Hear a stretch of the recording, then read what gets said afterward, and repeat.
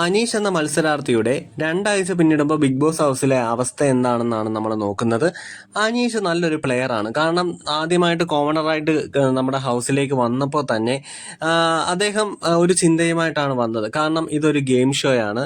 ഇതിൽ വന്നിട്ട് തൻ്റെതായ ഒരു സ്പേസ് അല്ലെങ്കിൽ തൻ്റെതായ ഒരു സ്കില്ല് കാണിച്ചിട്ട് പോവുക എന്നത് മാത്രമാണ് അനീഷ് ഉദ്ദേശിച്ചത്. അല്ലാതെ മറ്റ് സീസണുകൾ പോലെ അതിലുള്ളവരുമായിട്ട് സൗഹൃദം കൂടി അല്ലെങ്കിൽ പുറത്തിറങ്ങി വീണ്ടും ആ സൗഹൃദം കൂട്ടി യോജിപ്പിച്ച് അങ്ങനെ നടക്കണമെന്നുള്ള ആഗ്രഹത്തോടെ വന്ന ഒരാളല്ല. അയാൾ വന്നത് തൻ്റെതായ ഒരു ഗെയിം ഷോയാണ്. അത് കളിക്കുക, തൻ്റെ വഴിക്ക് പോവുക, മറ്റുള്ളവർക്ക് മറ്റുള്ളവരുടെ വഴി. ആരുമായിട്ട് ഒരു സുഹൃബന്ധം സ്ഥാപിക്കണമെന്നില്ല. ആ ഒരു മൈൻഡുമായിട്ട് വന്നത് കൊണ്ട് തന്നെയാണ് തുടക്ക സമയത്ത് ഹൗസിലുള്ളവരെ വെറുപ്പിച്ചു, അത് കാണുന്ന പ്രേക്ഷകരെയും വെറുപ്പിച്ചു. അങ്ങനെ തന്നെ ഹൗസിലുള്ളവരെല്ലാം 19 പേരുണ്ടെങ്കിൽ അവരെല്ലാം തന്നെ എതിരായി. പിന്നെ അവരെല്ലാം ഈ അനീഷിനെതിരായിട്ട് പ്രവർത്തിക്കാൻ തുടങ്ങി. അനീഷും അത്യാവശ്യം നല്ല രീതിയിൽ തന്നെ അവർക്കെതിരെ പ്രതികരിച്ച് നിന്നു. അതായത് ഒരു കാര്യം തന്നെ 100 വട്ടം പറഞ്ഞ് വെറുപ്പിച്ച് നിന്നു. പക്ഷേ നമ്മൾ ചിന്തിക്കേണ്ട ഒരു കാര്യമുണ്ട്. അനീഷ് എന്ന അങ്ങനെ ഒരു വെറുപ്പിക്കുന്നെങ്കിലും അനീഷ് എന്ന ഒരു വ്യക്തിയാണ് സത്യം പറഞ്ഞാൽ ഇപ്പോൾ ഈ ഒരു സീസണിൽ നല്ലൊരു കണ്ടന്റ് തരുന്നത്.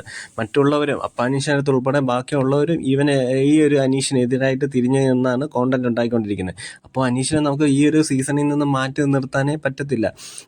അദ്ദേഹത്തിൻ്റെതായ ഒരു സ്പേസ് ഉണ്ടാക്കിയെടുത്ത് തൻ്റെതായ ഗെയിം കളിക്കുന്നു. ഈ ഒരു ഷോ എന്താണെന്ന് ശരിയാണ്, 5 വർഷം വളരെ ഇതിനു വേണ്ടി പരിശ്രമിച്ചുകൊണ്ടിരിക്കുന്ന അല്ലെങ്കിൽ ഇതിനു വേണ്ടി തയ്യാറായിക്കൊണ്ടിരിക്കുന്ന ഒരു മത്സരാർത്ഥി കൂടിയായിരുന്നു അനീഷ്.